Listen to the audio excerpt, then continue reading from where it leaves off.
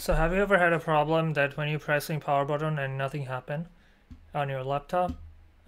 So what you can do is sorry, I'm just watching something. So you're gonna go to power options. So once you're in power options, you're gonna choose what closing the lid.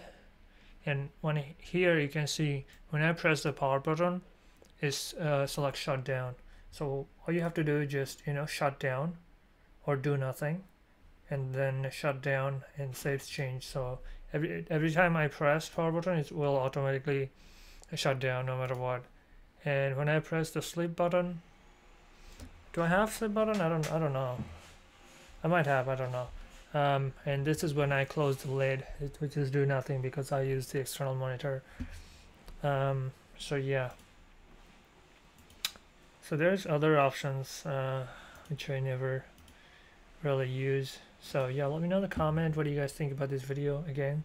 If this is helpful, please subscribe, much appreciated. See you guys in the next video. Take care.